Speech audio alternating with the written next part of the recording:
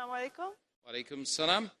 My name is Sundus. My question is generally to all of you who can answer. The women that go to Western countries usually get harassed, especially hijabi or niqabi women.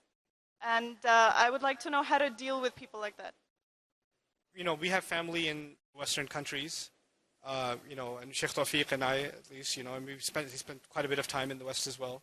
So, and there are instances where, things are said. But overwhelmingly, I think that the Western countries have provided an opportunity, except, certain European countries I can understand it's far worse.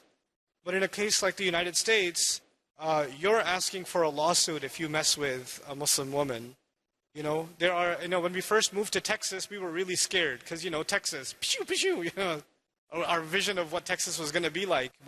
And when we moved, one time my wife was standing in line and she wears the niqab. So when she's standing in line at the grocery store, somebody in the line said, "Go back to your country." And she turned around and said, "I was born in California. Where do you want me to go?" So, so we can stand up for ourselves. And actually those kinds of circumstances, they are there. And I think they are not just a challenge, but an opportunity for our women to learn to stand up for themselves and not take this garbage from anyone. And we have to stand by our women and allow them to function in any society in the world, in a dignified fashion and not take this from anybody. It's high time that Muslims take pride in their faith and they take pride and confidence in who they are. And once we learn to do that, this is not being aggressive. This is just standing up for yourself. And human dignity is a part of peaceful existence. If you don't have dignity, you don't have peace within yourself, So we have to do that. We have to learn to deal with that. And those of you that are from Western countries that have experienced this kind of harassment, I would urge you to raise your daughters to learn to stand up for themselves despite all of the challenges that are outside, inshallah, and still wear their religion with pride. Just to add on to what my brother said, brothers and sisters, it's the way of the cowards to pick on the weak ones. What bullying is? Bullying is a guy who thinks he's strong, picks on someone weak in the playground, and tries to harm that person through verbal or physical abuse.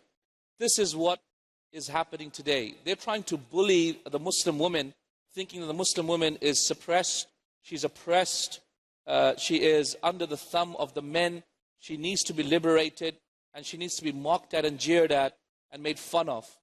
I think it's high time that sisters take the upper hand in these matters. And that's why I know our brothers and myself as well, we work towards this. We want female scholars. We want females to take up that responsibility in their own hands. Do not give up the hijab. Do not give up the niqab. Don't give up your dress. This is who you are. This is your life, your well-being. They are attacking our way of life, and they're attacking our right to decide the way we want to live. They have no right to do so. So at the end of the day, my sincere request is for sisters in Islam to strengthen yourselves and to build strength within yourselves and to become from those people that can help your own affairs, inshallah. And we're here to give you that platform, inshallah. Jazakallah khair, Sheikh. Excellent. So let's move on to the next question.